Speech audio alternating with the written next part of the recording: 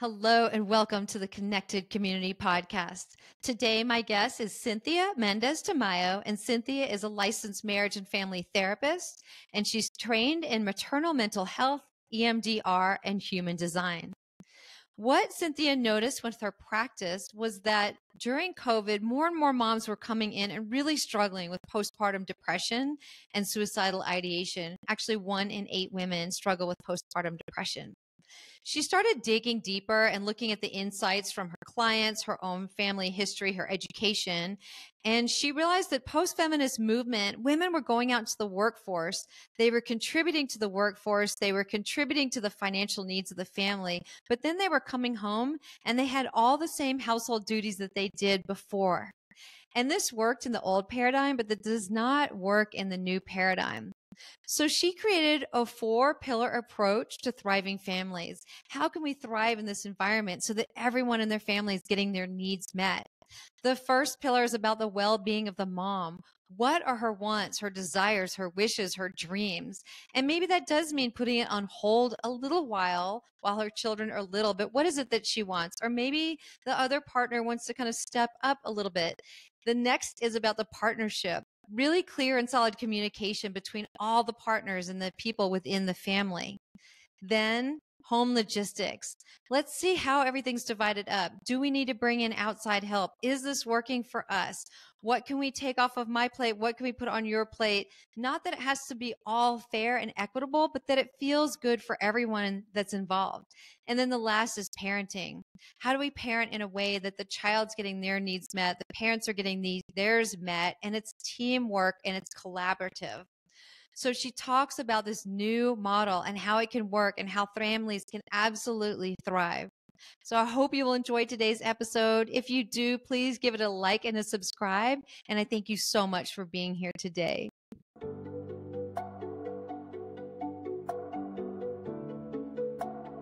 Hello, and welcome to the Connected Community Podcast, a place to explore possibility through mindfulness, movement, and self-discovery. Our intention is to deliver insight and inspiration while fostering conversations that are genuine, unfiltered, and deeply human. We hope you will enjoy today's episode.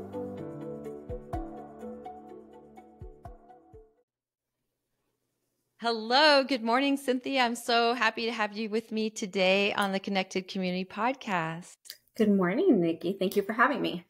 So you have a master's in family therapy. I know you're trained with trauma with EMDR, and then you do some energy work in human design. I was reading that your wish is to redefine the family system in a way that supports each member of the family with the understanding that the mother is the portal to the wellness of the whole. So I'd love for you to share what that means to you. Yes. So as a marriage and family therapist, my perspective is always from a systems perspective. So looking at how the individual impacts the whole and how the whole is impacted by the individual. And through my work with families and couples, and then transitioning to particularly moms, I've realized that, and this really came to light during the pandemic when a lot of the moms were thrown into the madness of being at home and really focusing on trying to manage all the things in a very almost like exaggerated way, because it was already happening on many levels pre-pandemic, but I think it just kind of like brought it more to light.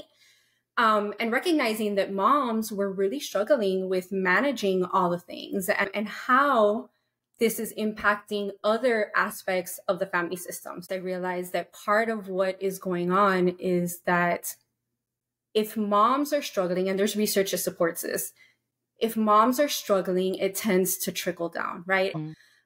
Which then kind of leaves everybody in this sink or swim situation. And there's this sense of like always treading water and trying to survive, and no one is thriving. Mm-hmm. So as moms started to come to me for therapy, and I realized a few things. One, postpartum depression. So I am trained in maternal mental health, and taking a closer look at postpartum depression and recognizing that according to the CDC, 1 in 8 women experience symptoms of postpartum depression. That's a lot.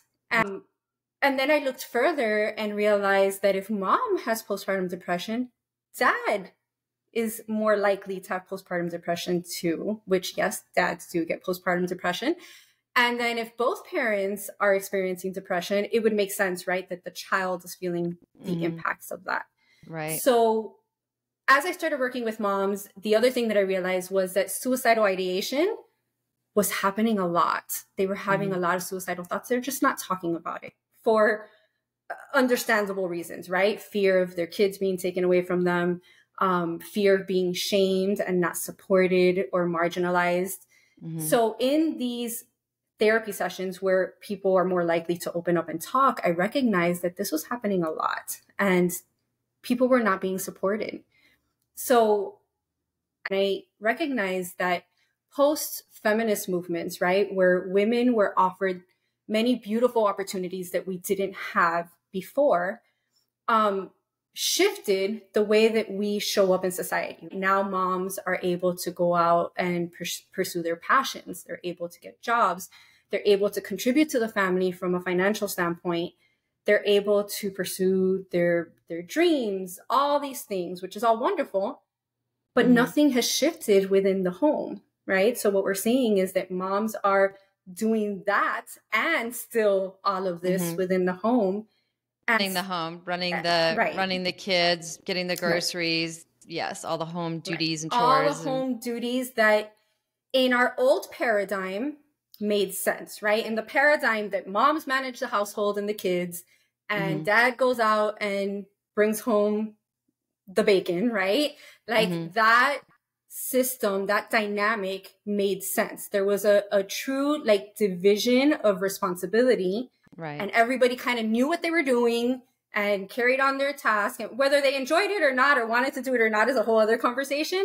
But it was clear who was doing what and how it was playing out. And then once women entered the workforce, that shifted in society, but it didn't shift within the home.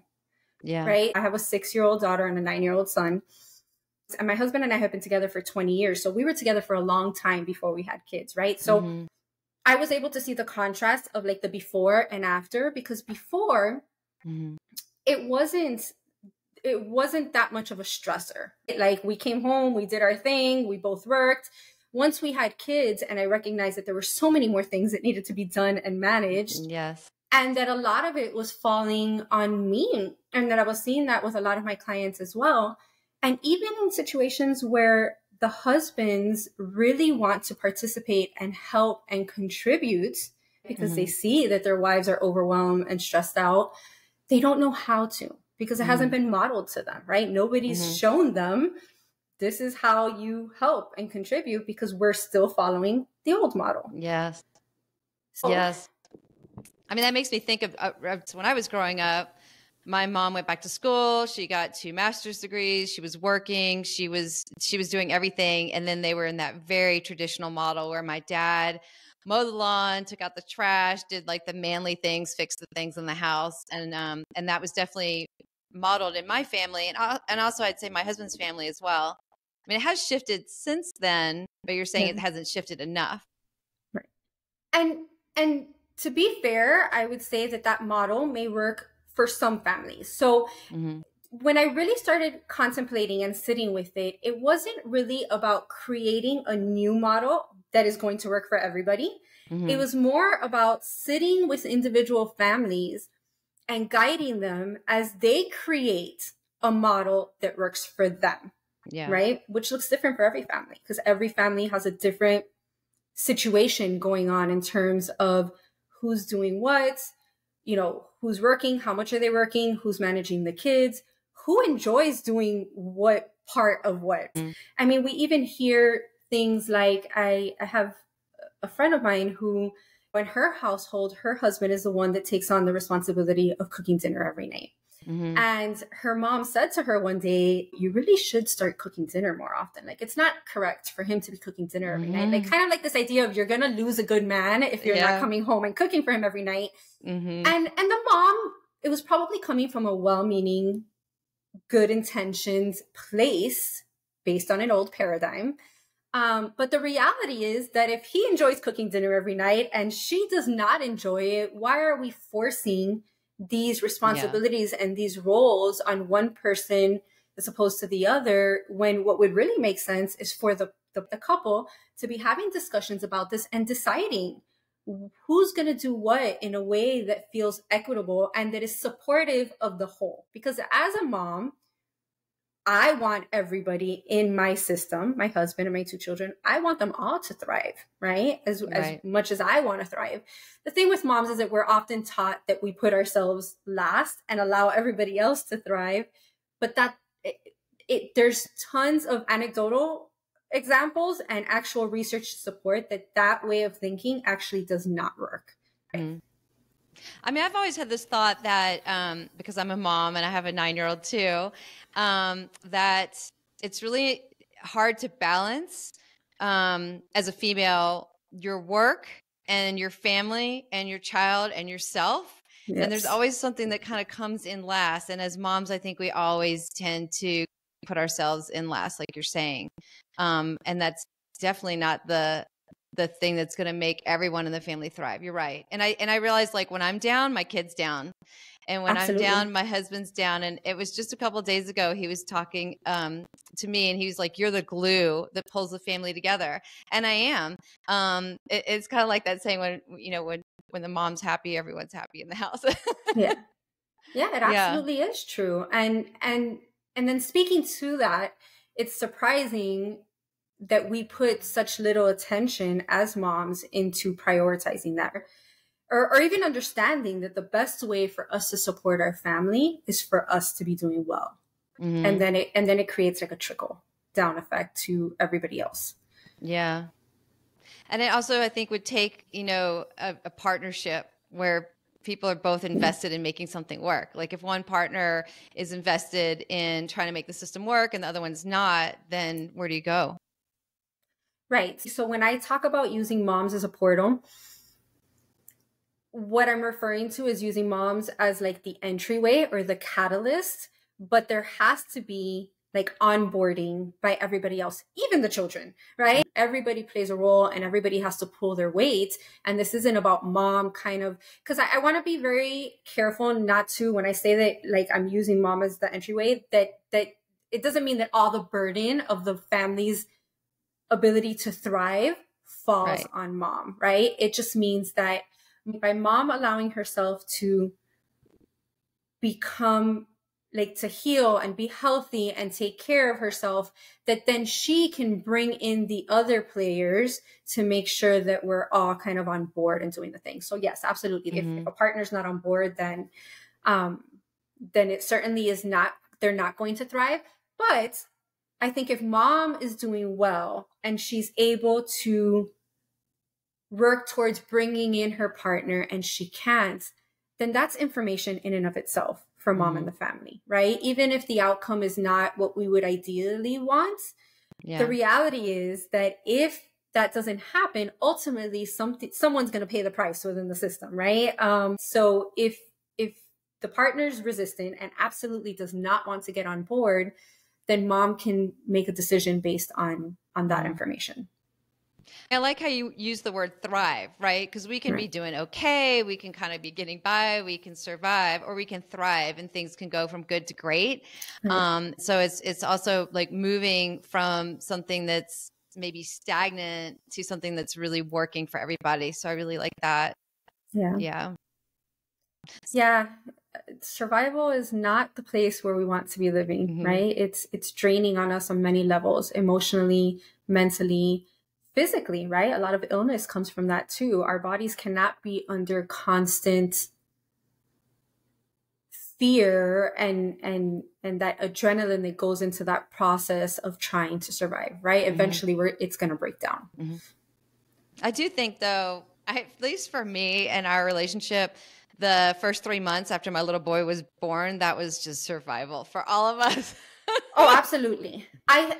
I do think we go through periods where survival is kind of like just the default, but the goal is that it not be the long-term norm.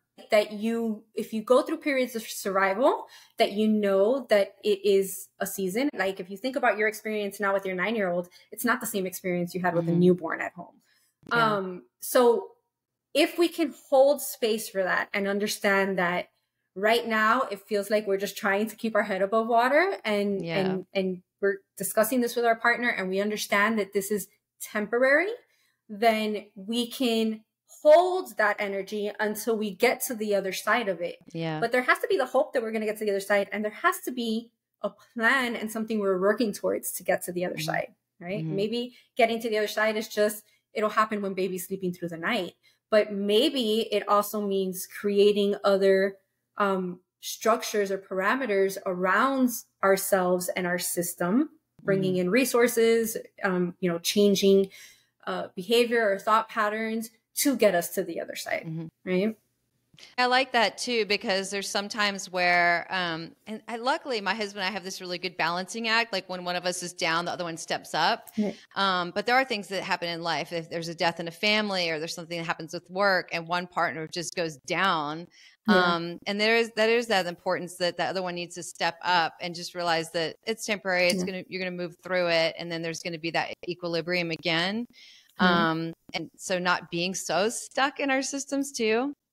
Right. Yeah, there has to absolutely be flexibility, and we constantly have to be checking in with the system to see if what we're doing is still working, because it's going to change. It should be changing over time. If you're trying to implement the same methods that you were implementing before you had kids or when your children were very young to when you have teenagers, you're probably going to hit some pretty big obstacles, which are going to lead to like frustration and again, the breakdown of the system.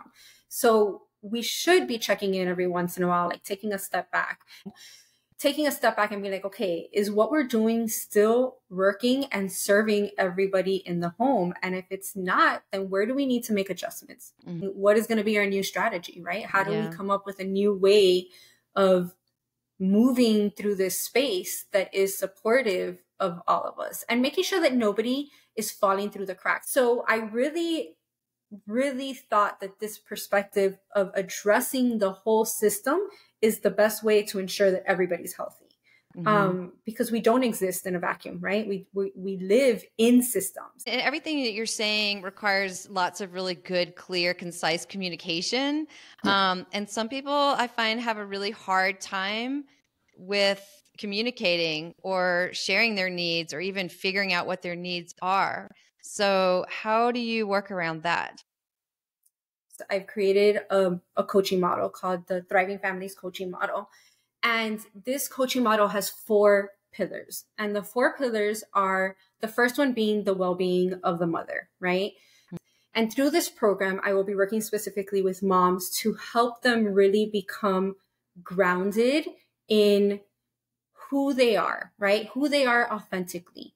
What is it that they want to contribute to the world? What is it that they want to contribute to their family? What do they want their family system to look like? What are their values, right? Because I feel like if moms can get very clear on that and they can have a very concise understanding of where they're at, right? Because where most moms are coming from right now is, I just need to be mom and serve everybody else. And I ask my clients, like, who are you? And they'll say mom. And I'm like, okay, well, mom is one of your roles, right? It's one of the hats that you wear. But who are you? I'm just mom. And I don't know. One, I don't think they give themselves permission to explore anything else other than being mom, because we're made to believe that once we become a mother, that is our whole identity, right? And 2, they've probably never been given or created the space to really sit down and contemplate this, right? I don't think that they're not being truthful when they say that they don't know. I think they really don't know, right? Because they probably have not really contemplated who they are and what they want to do and how they want to do it. So my first step is to bring moms into this program, and we will address various parts of mom, right? Identity, taking them through a ritualistic process of going from maiden to motherhood, which I think we don't address in our society particularly. I think there are other societies that still have rituals around that, but we don't address it here. And you know, a baby is born and we all focus on this beautiful little human that just entered the world, and mom is never, it's never acknowledged that that everything has shifted for this woman, right? She went from Mm-hmm. being a maiden, from being a woman and having all these maybe hopes, dreams, desires, all these things. And now all of a sudden she's a mother. She herself birthed a new identity. Yeah. And then you get thrown into the survival part, right? The chaos of caring for this baby. And there's never a pause to be like, okay, so what does this mean? What does it mean that I'm no longer a maiden and I'm now a mom? And who and how do I want to show up, right? Mm-hmm. I actually spend a lot of time going through that rebirth process, like kind of a reset. So actually the process of them releasing the parts of them, their former identity that they no longer want, need, and no longer serve them, right? Or things that we're trying to hold on to that no longer serve us from our former identity. And then reclaiming the parts of ourselves that we thought we had to give up once we became a mom, but recognize that they are so deeply a part of who we are, that there was suffering and wounding and feeling like we had to give up that part of us. So having them reclaim that and then kind of merging these together and birthing this new identity of who I am as a woman and a mom.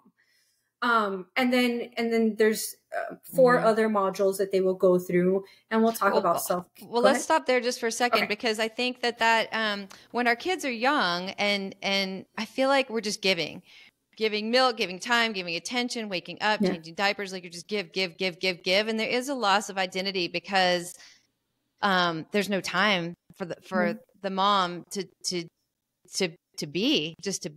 And for me now, when my kid's 9, is coming out of that and becoming more independent, slowly every year as my kid's gotten older, I'm able to like reclaim a piece of myself that I like let go of and kind of figuring back out who I am. But I think like if you have 3 small children and you're running around and it is very hard to see outside of the role of mom, because 95% of your day you're cooking, cleaning, changing diapers, doing bottles, doing laundry, and you don't really even get those moments. So what is your advice for those moms that have 3 kids under the age of 4 that are just trying to like breathe?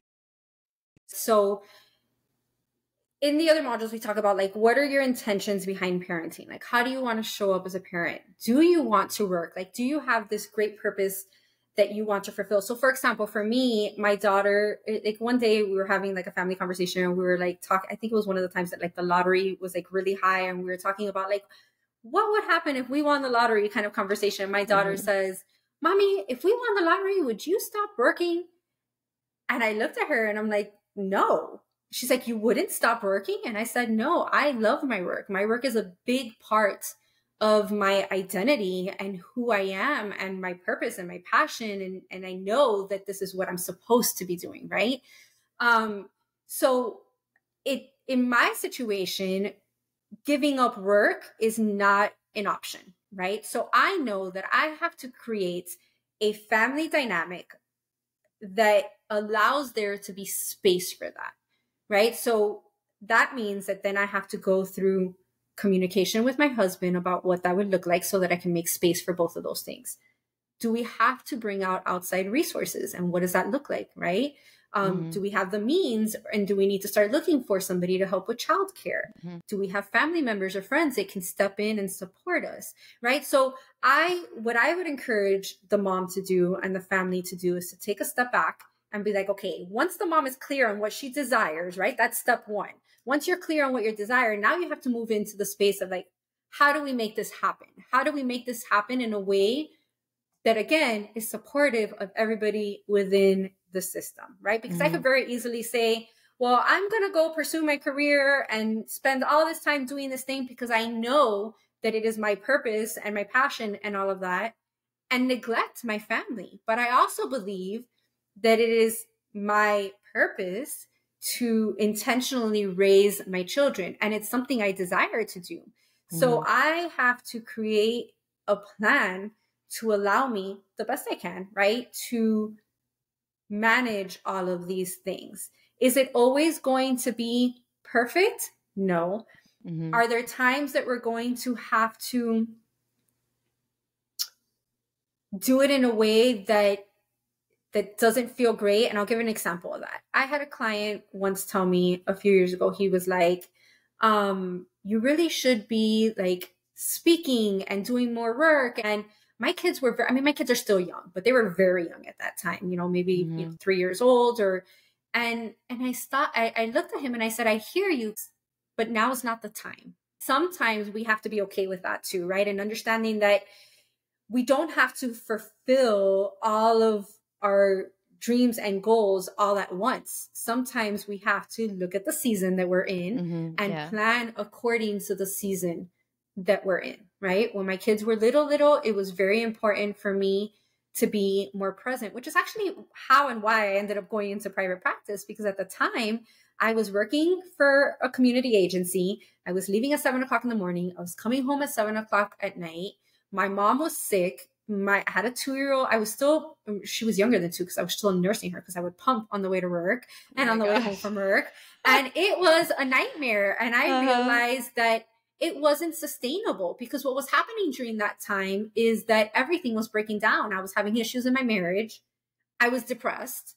All these things were happening because I hadn't recognized when I was in it. Because that's the thing, that sometimes when we're in the middle of it, like really deep in it, we don't see that there are other options and other ways of doing things that that we may not have considered, but would make things easier, right? So at that time, I recognized, okay, I need to take a step back and I need to do something different, which was then when I started transitioning and created a plan, because I didn't actually transition into private practice from one day to the next. I did it in a gradual process, but I created the plan and I knew that there was an end goal in mind, right? So what I would say back to your question, what I would say to those moms that are managing all the things is that once you know what it is that you want, sit down with your partner, look at the big picture and figure out what are the things that can be adjusted or maneuvered to create space and to bring in support, right? Because that's another thing. As moms,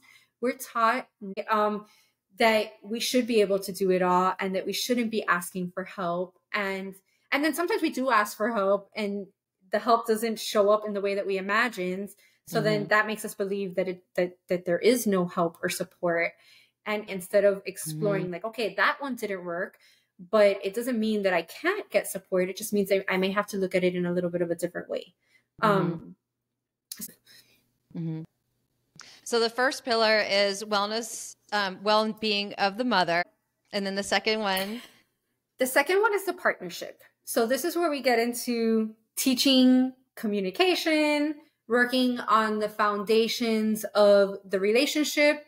So a lot of times, even when people have been together for a really long time, it's really bringing them back to the foundational work within a relationship. And one of the main things that is always a barrier, and I've been doing couples therapy for a while, is the breakdown in communication, the not knowing how to, or not doing it in an effective way. And also, again, when we get into the busyness of life, it's also creating the space to have those conversations. Because my husband and I experience that all the time, right? Where we'll notice that something's off, like either with us or with the kids, and we just can't find the right moment to stop and be like, okay, let's talk about this and figure it out, right? So one is even recognizing that there needs to be a conversation around this. And then the second part is intentionally creating the space to have those conversations in a way that is going to be helpful and supportive and not going to end in like a blowout argument that creates no resolution. So in the partnership, and ideally, I had somebody make the suggestion to me a while back, and I was like, okay, I'm putting it on my shelf of things to do, of creating a premarital course or workshop, because there are a lot of them out there, but most of them are faith-based, which are great, but I think it sometimes deters people that are not of the faith to go into those courses and really get the helpful tips that they may get.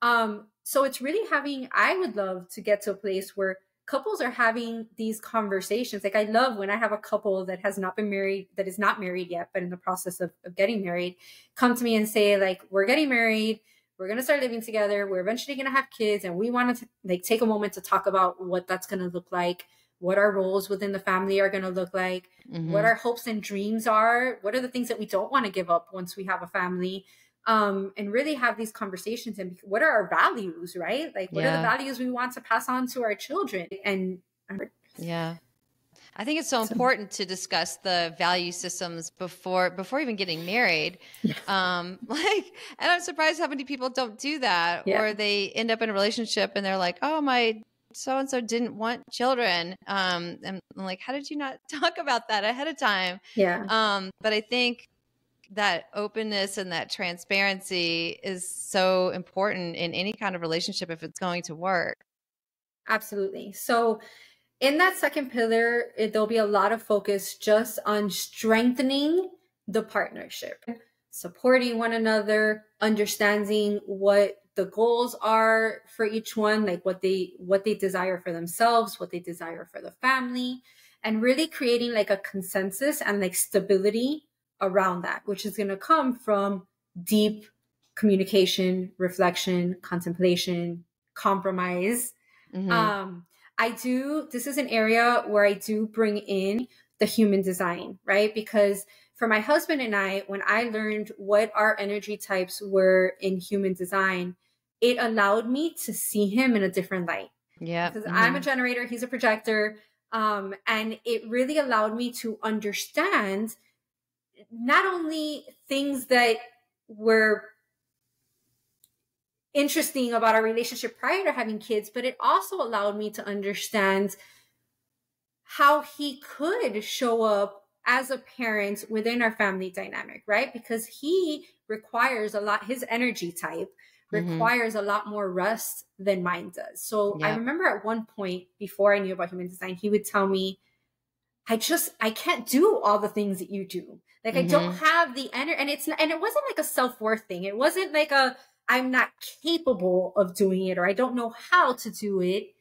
It was coming from a place of I'm feeling burnt out, right? Which it would make sense that he would burn out much faster than I would, right? Yeah. So in knowing that, it allowed us to create a structure, allowed me to be more mindful about creating a structure that allowed him to have more rest and not feeling resentful when he was taking that rest, right? Understanding that that rest was actually going to be beneficial to me if I gave him space to have it, than to keep pushing or feel upset that I'm doing all the things and he's resting at that moment. Because I know that now if he gets that rest, then he can jump in and be more effective in helping me than if I expect him to push through. Yeah. Yeah. Right. I mean, human design, I'm into that. And my husband, I've got him into it a little bit, and it's helped us tremendously too. I'm an emotional manifesting generator. And so I have these waves of emotion, and understanding that was key for me to understand that, like, okay, that's part of my design. So I'm just going to have to figure out how to live with this. Right.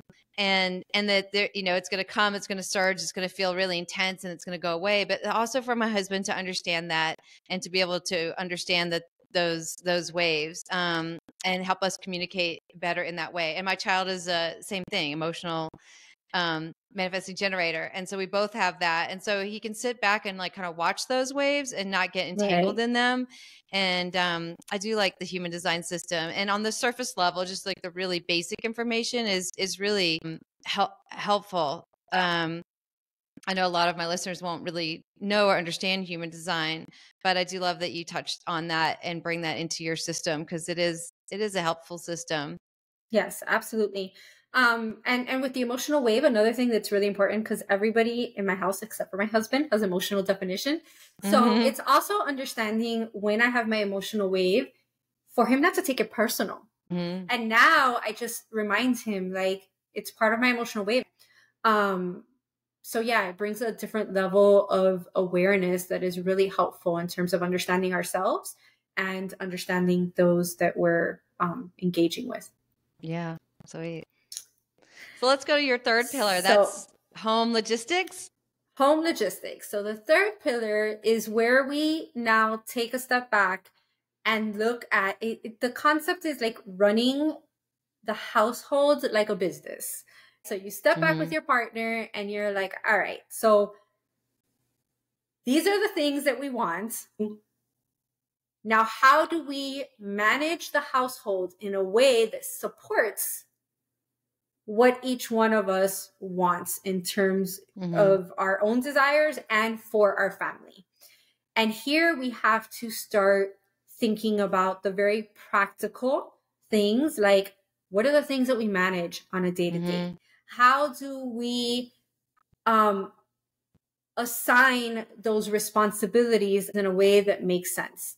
And how do we make sure that whoever's taking on that responsibility is taking on that responsibility from beginning to end?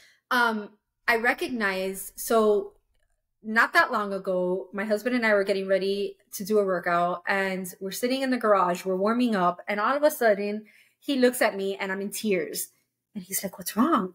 And I'm like, I just feel really overwhelmed, right? Which part of it might have been my emotional wave, but also there was a lot of stressors going on. So he looks at me and he's like, when he sees me crying, he's like, "How can I help?"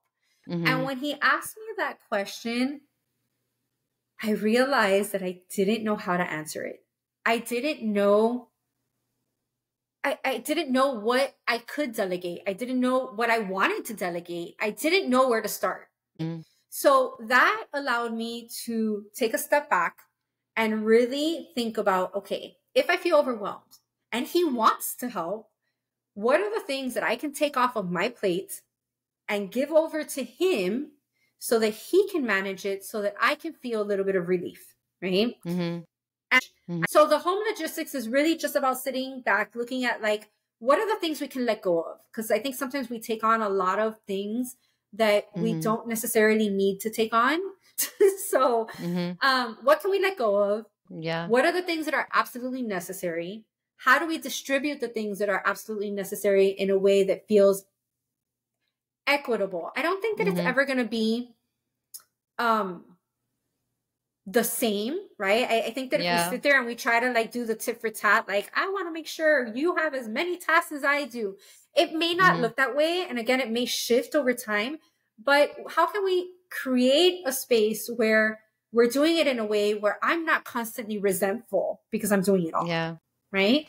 My husband and I, we've had these conversations too, where I'm like, I hate going to Costco. And he's like, "Oh, I'll go to Costco." Like he doesn't mind. He doesn't love it as much, but he doesn't mind. And we've had these conversations because something that would be really hard on me, he might find that it's not a big deal, or something that he absolutely hates doing. He's the one that does most of the cooking. And so sometimes I'll get into these moods where I get in a cooking storm and I cook and I cook and I cook and I cook. And then I just don't for a while because it feels really draining, but he finds joy in cooking and picking out the ingredients, and he really loves it and it feeds him. So I'm like, great, you can kind of do the day-to-day stuff. We feeds us really well. And then when I get in these moods, I can like crank out tons of food, and it's coming from like wanting to do it. And if we get caught up on expectations or gender roles and believe that it has to be a certain way, imagine if you believe that you were responsible for cooking meals every day because that's just what you're supposed to do, right? You're upset and annoyed and resentful because you have to do this thing every day that you don't want to do. And you're also robbing him of the experience of doing something that he actually enjoys doing. It doesn't make sense. But we do that all the time. All the time, we will assign responsibilities to ourselves and or our partners that we don't like or enjoy just because we think it's what we're supposed to be doing. So that is the whole part of home logistics. It's really just the planning and the managing of the household in a way that makes sense and is effective. It'll allow you to look at whether or not you need to bring in help from the outside, right? Because sometimes we need to look at that as well. Are there people or things or other systems that can support us in accomplishing what it is that we're trying to do? And really just putting those parameters in place and having clear communication, right? Like it's like a business. Everybody knows what their role is. Everybody knows what they're doing, what their responsibility is. So just being able to communicate that and do it in a way that makes sense is helpful. Yeah. And then what's the last pillar? So the last pillar is parenting. And the reason why I left this one for last is because I feel like if the other three pillars are very stable and grounded, then the parenting part is easy. And I mean easy in terms of if mom's doing well, mom and partner are on the same page and have already talked about their values and how they want to raise the kids and have the family run, and they've created support around the home logistics so everybody's less stressed, there's like a fluidity that's happening and that's in place, then when it comes to parenting, the one thing that we need to focus on is making sure that we're parenting the child that we have, which is another place where human design comes in a lot for me. I've taught a lot of parenting courses. I've experienced a lot of parenting courses, both through wanting to learn them myself for my own parenting and also just through my education. And my bone to pick with most of them is that they are very much a one size fits all. And what ends up happening is that mom or dad try to implement it. It doesn't work for whatever reason. And now they feel one of two things. Either they feel like they're failing as a parent and they just can't figure this thing out, or they feel like their kids are broken and there's something wrong with them and they're not understanding why these things are not working for their child. It is probably the case that neither one of those statements are true. You can't use a one size fits all because we are all individuals. We all show up differently. We all have different needs. And so when it comes to parenting, I really want to help parents focus on seeing the child that is in front of them. And then you can pull from the toolbox of all these parenting skills that were taught through all these parenting courses. Then you can pull the ones that make sense. So I'm not saying that the techniques that were taught don't ever work. I just think we have to know which ones to pull so that they work for the child that we're parenting. Right. My children are completely different. The way that I have to parent each one of my kids is entirely different. Different things bother them. Different things make them feel seen and heard and appreciated. Different things impact them. Just the fact that they're projectors and one's a projector and one's a generator. For my generator, when I ask them questions, I have to ask them yes or no questions. For my projector, when I ask her questions, I have to ask her open-ended questions, right? So just having just that one little thing is a game changer in how I interact with them. So just understanding those things allows me to parent them in a way that is more efficient. And it allows me to show up as a parent in a way that makes sense. Yeah. So. Oh, this has been really cool. I really appreciate your time. How do people find you? What are your offerings? What do you, where can people connect with you? So they can visit my website. It's soulalignedwellness.org. And on there, I have my various offers. So there are offers for human design. I also do EMDR, which we didn't talk about that much today, but EMDR is a form of trauma therapy. And I do use it for individuals that I work with and also for moms if there are any, traumas that they've experienced through their life, any birthing traumas, anything that could be impacting or contributing to their ability to show up authentically or parent or just interact in a way that would be beneficial for them. Right now, my biggest offer is the Rise into Motherhood program, which is the workshop that I am launching in January. And I'm only bringing in 10 moms for the first cohort of the program. I will probably always keep it that small because it really is an intimate process of being able to contemplate and share. So I will be offering this twice a year. It's a 4-month container where we'll really be going through this process, that first pillar of helping moms really identify like where they want to be, what they want to do, so that then they can move through the other pillars. And there's human design offerings, EMDR offerings, the Rise into Motherhood, and then the Thriving Families coaching model is on there as well. Yeah. Awesome. Well, thank you so much. I really appreciate your time and your knowledge and your sharing today. Thank you. I'm really excited about this work.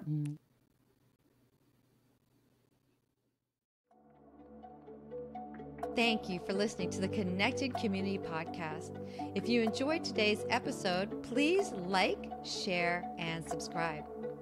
I can be found at www.nikkiyoga.com, NICKYYYOGA.com.